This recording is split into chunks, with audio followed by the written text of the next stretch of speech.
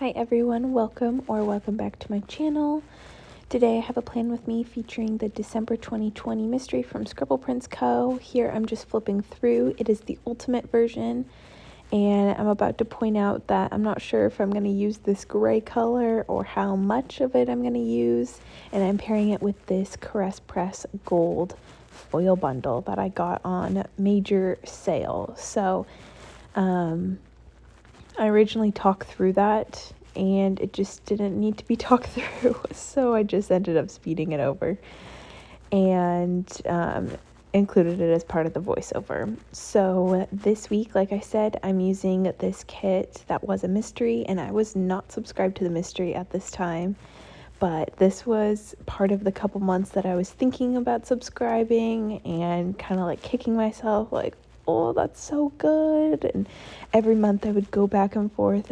Like I would see Andrea's sneak peek video and I'm like, oh, I should have subscribed. And then there's some months that I'm like, oh, dodged a bullet. Like, I don't know. And I debated for many months, but this was definitely a kit that sold me that I could not get my hands on it on the buy sell trade for the longest time. And yeah, it was just, at this point, it was like a lost cause. But then somebody got it in their their Misfit random poll. Not this latest round, but the round before. I think we did it in like January. It's a group effort. I think it was the one in January, if I remember correctly. And it was an ultimate that went up on the buy sell trade for $10 because that is what an ultimate Misfit random poll price was, so they weren't like overcharging or undercharging or anything. But Gabrielle of Gabrielle Plans was on it, and she messaged me right away and was like, girl, check out the buy sell trade. Like, that she knew I was looking for this kid, and I kept calling it the one that got away, the kid that got away. And thanks to her, because I do not check the buy sell trade as often because stuff it flies way too fast, or some people jack up prices, and I don't know. So I just don't check it that often, but she happened to, and then messaged me, and then I was able to be the first person to comment and respond and get it. And yeah, here we are months later, finally using it, and I'm super duper happy. But this plan with me, I'm like, what was I doing off camera? But I was trying to pair my meal planner with my checklist, and sometimes that is a little bit of an ordeal because I like to do kind of that flip up to save some space. There I am, making sure it's all good. But I realized I did this all in a really weird order. Like, why did I not do glitter headers? I don't know. And why did I not do the bottom? I just did one part of the bottom washi. I think I was just so excited to use this kit that it was all over the place. But that's just how it goes sometimes. So I was really lucky to get the ultimate kit. I think in hindsight, I wish I would have color blocked this. I don't know. It just would have been the perfect kit, and people who did color block it, it was perfection. But I'm also really happy with how it turned out. It turned out just like my true style, and I really do love it. I did try to minimize that grayish color. I will take gray over white because at least you could see the gray. And I did realize kind of like halfway through the pre-planning, like, ooh, I really do need to add in this color, because sometimes just 3 colors become a little too much, especially since those colors were a little darker. It needed a little bit of a lighter tone color to balance it out. So I'm glad that I was pulling it in more. But I'm just adjusting my sidebar like crazy. Sometimes it lays down just as planned, and sometimes it does not. Then, of course, adding my favorite detail of my sidebar, my highlight sticker from the Fruity Sticker Co. But I'm still happy with how it turned out. Like I said, I did try color blocking weeks later, but these were part of my like weeks of debating. It takes me a little while to kind of decide, to research, to figure out and commit to things, whether that be like a monthly kit. Like I just committed to my first monthly kit. And yeah, so that's just kind of funny. That's just me. If anybody else is like that and takes like time to research and think about it, let me know, because sometimes it's just impulse and sometimes it's not. I really like how I labeled May up at the top. I just took a washi strip, and then that little May script is from the Fruity Sticker Co. And I feel like it was just cute, another way to bring in that color and that pattern. Here I am adding the deco up at the top. I feel like this deco was a good size. Sometimes Scribble Co. deco can get really big. I don't know if anybody else feels that, but sometimes it's like, okay, that's way too big. Now I have to completely cut like over half of it off. But a lot of times if it is that big, I'll just cut it in two and use it 2 times. But this was, I feel like, a good size and a good balance of small and medium and some big ones to hang off. So that was really fun. I just love the theme of this kit. I'm always down for like a home type kit, but these colors were everything. Yeah, but like I said, I didn't subscribe until the April, so I sat on it for quite a while, and so far so good. I'm not sure. I don't know. There's bound to be a month I don't love, but so far they've been pretty good, or all kits like that I either really love or that I really loved after I laid down, if that makes sense. I feel like that is a real planner thing. Sometimes you don't love the kit until it's completely laid down, and then you get the full vision and you're like, okay, yes, that's good. So if you're like that, let me know too, because yeah, sometimes I just commit and I'm like, I'm not sure about this, but I'm gonna lay it down, and then it turns out all good. So I'm just gonna lay down the glitter headers, and I thought about doing random, but I decided to stick with my theme of doing one color straight across. And that just works for me, especially when I have a lot of other things going on. I ended up not pulling in as much of the foil bundle as I thought. I thought I was going to go really ham since this was my moving week spread.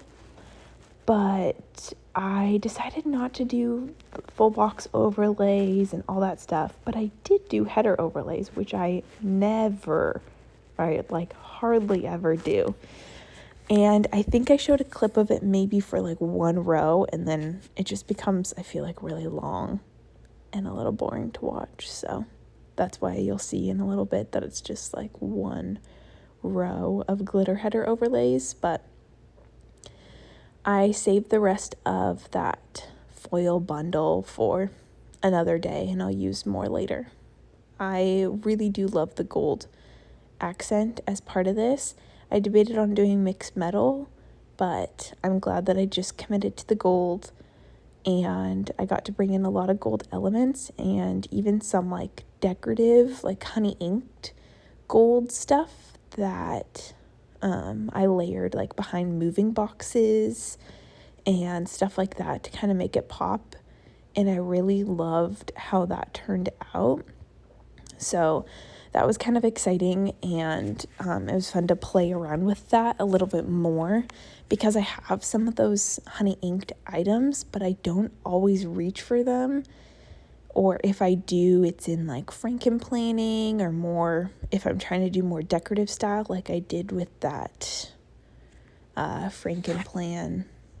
I think it was last week, but I'm not sure what video order this is going up, because I'm a little behind and trying to catch up. But I'm obsessed with Crest Press foil and her foil bundles, her foil quality. I know it's manufactured, but it's always really good. I never struggle with it. There's some shops that I feel like I wrestle getting their foil off the paper, or like it doesn't cut all the way through, and then I'm ripping, and it's just a disaster. So let me know in the comments if you like manufactured foil or if you're kind of against it. I know some people just really like in-house foil just for the aspect that it's in-house, but I personally don't mind manufactured, and it saves my wallet a little bit, tends to at least. And Crest Press is also really good. She puts foil bundles up for sale. Like, typically during her weekly releases, there'll be a foil bundle that's on sale just for like the weekend. And then sometimes she'll have mystery overstock, and that's what this one was. And the foil bundle was like under $5. And just because it was a mystery and it had like a full box overlay that said something about peachy, I'm like, yeah, I can do that. I can deal with that peachy full box overlay, and nothing else was themed. So it was a really good deal. And here I am laying down my school boxes. And this is when I was like, oh, I definitely need to lay down some more gray. Otherwise, it's going to become very repetitive and like really dark really fast. And I realize now I also haven't even put over my date numbers. Like, I'm literally so all over the place planning this. I think it was the shock of the ultimate. This was my first ultimate kit. And I feel like this plan with me took me so long. Like, I cut out a lot of footage and just stopped because I had too many options. Let's just say that. I had too many options, and I just kept going back and forth and back and forth. So that's where the pre-planning is a little short, so sorry about that. But the little backpacks are from Sugar Pop Fizz. They're my favorite. And the school script is Kinsey's Creation. No, sorry. Oops.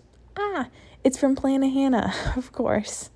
I go back and forth between those two shops and Sugar Pop Fizz for my school scripts. But yes, that's Plana Hannah, font 4 in clear, my fave.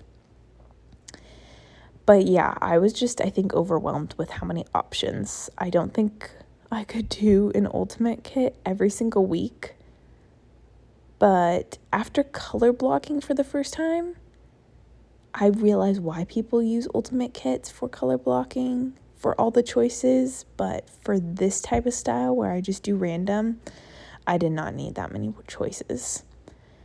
Here I am trying to bring in some of the little foil icons from Crest Press foil bundle, and those are my favorite icons. I wish she came out with sheets of them. I love them. And I think this is pretty much the extent of my pre-planning, and I will catch you at the end for my overview, or I will have it all filled out, but I'm just filling in some of my school meetings that are just really boring. I have school on Wednesdays, but it's just a teacher work day, so I end up just filling it with my meetings. I don't mark it as school. Oh, here I am. I finally realized, hey, you should put the date numbers on. And I think this is from Scribble Co in the clear black. And these are some of my favorite too, just because they're bold and they're little, and I probably need to pick up another set. Okay, let's jump into the overview at the end. Okay, here is my finished spread. I will try to capture some of this foil. It's really hard, but I used quite a bit of foil. I never use overlays on the glitter headers, but I did here, and I love the effect. I love the bottom washi overlays and just a lot of different details like around the moving boxes. Yeah, it's so hard to feature, but on my Instagram I feel like I captured it a little bit better, so you can go check that out on Genjoy Plans. But this is my finished spread for our moving week, and I love it. I love this kit. I would use it again in a heartbeat. It was a really great week. It was super busy, obviously, with packing every single day and moving in, but it was awesome.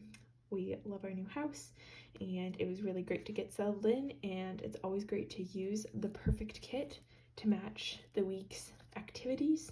So if you're wondering where anything is, you can check me out on Instagram. I tag all the shops. Or you can ask me down below and I'd be happy to answer it. But this is the December 2020 mystery that I used in May. And I hope that you enjoyed. Don't forget to like and subscribe, and I'll catch you in another video. Bye everyone.